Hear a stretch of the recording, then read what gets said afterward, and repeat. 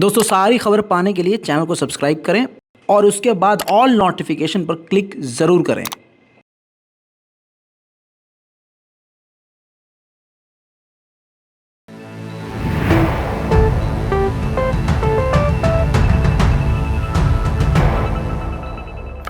सलाम, नमस्ते, सत श्री अकाल। मैं हूं रजा और आप देख रहे हैं रजा ग्राफी का वॉर अपडेट, जिसके अंदर रूस और यूक्रेन की ताजा और सबसे बड़ी जानकारियां मैं आपके सामने आसान और सिंपल भाषा में सबूत के साथ रखता हूं।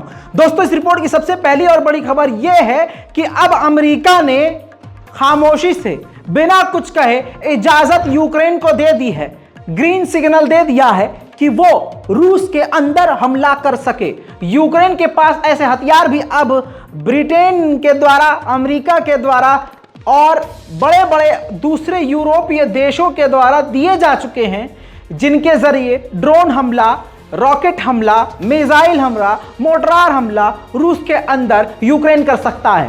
ताजा रिपोर्ट के अनुसार जो आपकी स्क्रीन पर है, खुद देखिए, Pentagon gives Ukraine green light for drone strike inside Russia. The Times UK, जी हां, यूके का अखबार ऑफिशियली इस बात को कह रहा है और आप समझ लीजिए कि यह बात रजा ग्राफी के देखने वाले कई दिन से जानते हैं, जब से वो मुझे देख रहे हैं। मैं 3 दिन पहले ही आपको वो जानकारी, वो अंदेशा बता देता हूं जो होने वाला होता है और सबूत आपके सामने 4 दिन बाद आ जाता है। यह जंग काफी भयंकर होने वाली है, हालात बेहद बिगड़ने वाले हैं। उधर अमेरिका ने यह भी बताया है कि रशिया और ईरान अभी भी पूरी तरह से साथ हैं। जो हथियार ईरान ने रूस को दिए थे, ड्रोन और कई तरह के हथियार दिए थे, उनके बदले Su-25 फाइटर जेट, उसके अलावा कई हथियार, कई तरह के रॉकेट प्रोवाइड करवाएगा और करवा रहा है रशिया। इतना ही नहीं, यह भी कहा गया है कि Su-25 फाइटर जेट जो है वो रूस जो है ईरान को देगा और इसके लिए गर्मियों के महीने में ही, 4-6 महीने पहले ही ईरान के एयरफोर्स के लोगों को, कमांडर को, पायलट्स को Su-25 उड़ाने की ट्रेनिंग रशिया दे चुका है। अब जो हथियार यूक्रेन की जंग के लिए, अपने बचाव के लिए, रूस की ताकत को बढ़ाने के लिए ईरान ने दिए थे, भले ही वो खत्म हो गए हों रशिया के पास, लेकिन ईरान से वो वादा निभा रहा है और अब हार्डवेयर, हथियारों में इस्तेमाल होने वाले इक्विपमेंट्स, मिलिट्री सपोर्ट, ये सब कुछ रूस ईरान को प्रोवाइड करवा रहा है, जो कि आगे आने वाले समय में सिर्फ यूक्रेन के लिए ही, पूरी दुनिया और पूरे उस क्षेत्र के लिए रूस और ईरान की जोड़ी खतरा है, ऐसा अमेरिका बोल रहा है। बाकी मैं आपको कल ही बता चुका हूं कि अमेरिका यह भी कह रहा है कि ईरान से हथियार लेने की कोशिश कर रहा है। ऐसे में ब्रिटेन आज फिर बोला, कल अमेरिका बोला था, आज ब्रिटेन बोला। ब्रिटेन ने भी सेम बात कही कि रशिया कोशिश कर रहा है कि ईरान को मनाकर, समझाकर, खुश करके कैसे भी ईरान से उसकी बैलिस्टिक मिसाइल हासिल कर ली जाए। उधर रशिया ने यूक्रेन पर सुखोई 35 से बड़े हमले किए हैं।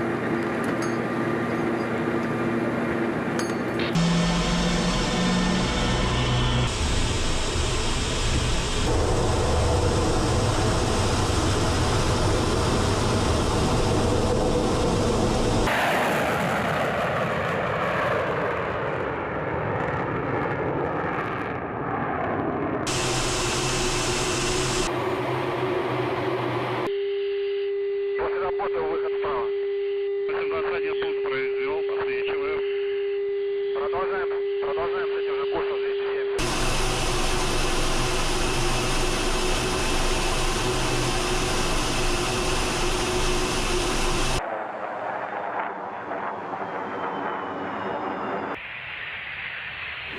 वहीं अमेरिका के डिफेंस मिनिस्टर ने बड़ी बात की है कि खुलासा किया है कि हमारे पास इसके सबूत और साक्ष्य हैं कि रशिया अपने परमाणु हथियार तेजी से बढ़ा रहा है। वहीं यूरोप के कई देश रूस पर पाबंदी लगाकर खुद ही फंस गए हैं। हालात ऐसे हो गए हैं कि फ्रांस भी तैयारी कर रहा है कि मेरे देश के लोग बिना बिजली के कैसे रहेंगे।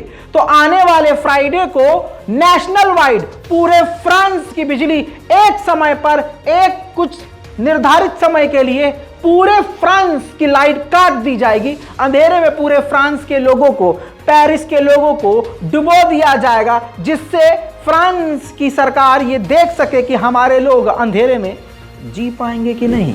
उधर तुर्की के राष्ट्रपति रजब तैयब एर्दोगान ने कहा है हम दोनों पर ही प्रेशर बना रहे हैं, रशिया और यूक्रेन पर प्रेशर बना रहे हैं कि कैसे भी ये कॉन्फ्लिक्ट खत्म हो जाए, कैसे भी करके ये जंग रुक जाए, और कुछ ही दिन में मैं दोनों के राजनेताओं से, राष्ट्रपति से बात करूंगा। उधर रूस के विपक्ष के एक नेता पर रूसी सरकार ने फेक न्यूज की एलिगेशन लगाकर 8 साल की सजा सुना दी है। ये वो तस्वीर देखिए, ये वो नेता हैं जिन पर फेक न्यूज का आरोप लगाकर पुतिन की सरकार ने 8 साल की सजा सुनवा दी है। जेल जाने से पहले इन्होंने कहा कि दोस्तों चिंता मत करो, अगर आपको लगता है कि 8 साल तक पुतिन की सरकार रहेगी तो वो बेवकूफ इंसान है। जिसके बाद वहां पर मौजूद कोर्ट में लोग तालियां बजाने लगे।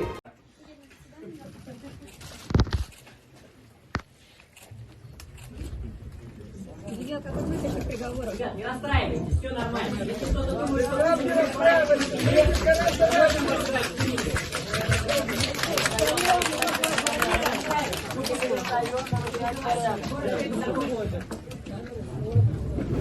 उधर भारतीय विदेश मंत्रालय की तरफ से बताया गया है कि आज भी इस वक्त भी यूक्रेन में मेडिकल के 1100 छात्र मौजूद हैं। हमने पिछले कई महीने पहले ही इनको कह दिया था कि यूक्रेन छोड़ दो, लेकिन वो वापस नहीं आए। यहां पर रोक दूं, वापस आएंगे क्यों जब मोदी सरकार ने धोखा देकर उनको बुलवाया।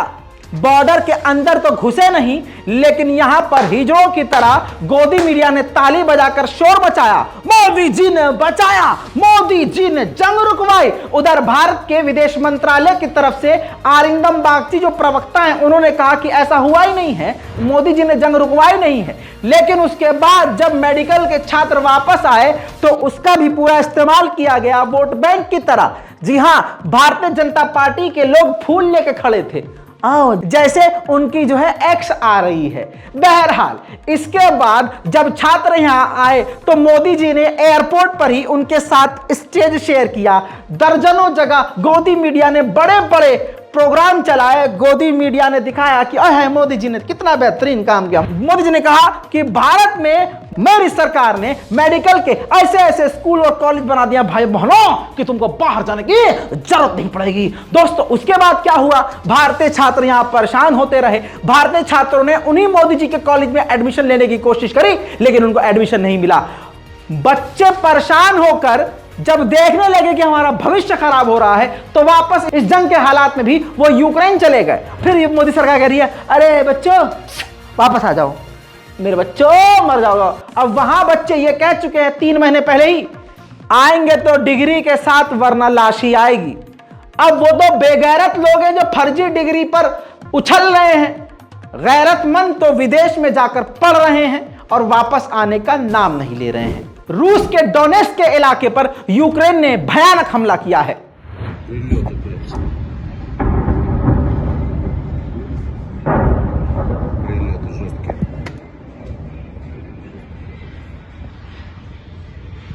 Все на Донбасс-арену полетели. Я вижу это. Ты видишь, Я- что да. Это все прям туда вышло. Да я и разрывы сейчас видела.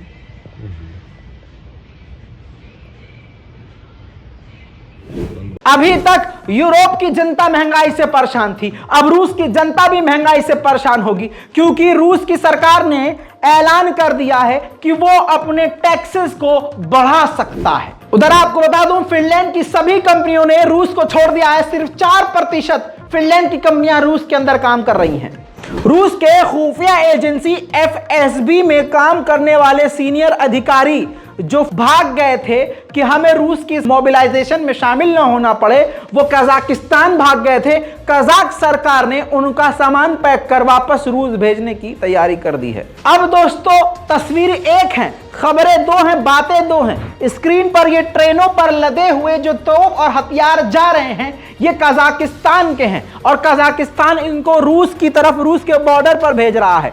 अब कहा यह जा रहा है, जो पहली बात है वो पहली बात यह है कि लोग कह रहे हैं और रिपोर्ट्स ऐसी भी मौजूद हैं कि कजाकिस्तान अपने बॉर्डर पर इनको तैनात करेगा अपनी सुरक्षा के लिए। लेकिन दूसरी रिपोर्ट यह है जिसमें कहा जा रहा है कि कजाकिस्तान रूस को यह सब टैंक और हथियार प्रोवाइड करवा रहा है। उधर नाटो के चीफ ने साफ कहा है कि हम हर दिन ऐसी बातों को इग्नोर कर रहे हैं, ऐसा कदम उठा रहे हैं जिससे रूस से हमारा सीधा टकराव न हो।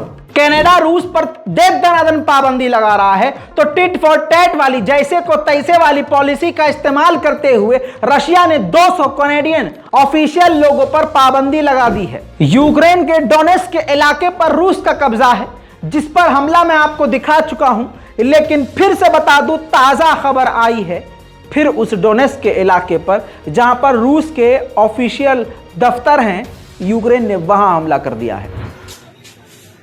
Только что обстрелян центр Донецка, попадание в районе Студгородка, попадание в дом прямое. Сейчас не знаю, какой номер, сейчас будем решать. Вот, попадание в корпус университета. रूस ने कहा है जो हम पर प्राइस कैप लगाएगा, चाहे वो नेटो का देश हो, G7 का देश हो, पूरी दुनिया में कोई भी देश हो, जो भी प्राइस कैप को फॉलो करेगा हम उसको एक बूंद भी कोई चीज नहीं बेचेंगे, कोई ईंधन, गैस, तेल कुछ नहीं देंगे। वहीं इंटरनेशनल मीडिया से बात करते हुए बेलारूस के राष्ट्रपति लुकाशेंको ने कह दिया है कि 2021 और 22 के दौरान ही नाटो बेलारूस और रशिया पर हमला करने का प्लान कर रहा था। देखिए और सुनिए। В ближайшее время я Путину сказал, мы обнародуем эти факты, как они должны были после 2020 года мятежа в Беларуси, если сложится ситуация и выйдут на границу Смоленской области с НАТО войсками, захватят у нас власть, начать войну против России с Донбасса. वहीं अमेरिका के बारे में रशिया ने कहा है कि अमेरिका कोशिश कर रहा है जो हम चीज विदेशों में बेचकर कमाई करते हैं उस कमाई को खत्म किया जा सके। जाहिर सी बात है, पाबंदियां लगाकर देशों को मना करके कि आप इससे सामान मत खरीदो, तो जब हमारा सामान बिकेगा नहीं तो पैसा आएगा नहीं, और अगर बिकेगा और कम से कम दाम में बिकेगा तो हमारा फायदा होगा नहीं। ऐसा नहीं है कि सभी रूस के नागरिक रूस के खिलाफ हैं, रूस के तगड़े वाले देशभक्त भी मौजूद हैं। रूस के दूसरे स्टेट से एक रशियन अपनी कार से मॉस्को, राजधानी रूस की, जा रहा है। देखिए ताजा तस्वीरें, अपनी कार से जाते हुए अपनी कार के ऊपर रूस की जो सबसे खतरनाक मिसाइल है, सम्राट मिसाइल, उसका मॉडल लगाया हुआ है। जी हां, और ये वीडियो पूरे यूरोप देश में वायरल है। इस रिपोर्ट की आखिरी खबर आपको बता रहा हूं, ध्यान से सुन लीजिएगा, और खाना वाना खा के थोड़ा फ्री होकर सुकून से बिस्तर पे जाइएगा तो दूसरी रिपोर्ट आपके सामने आ जाएगी।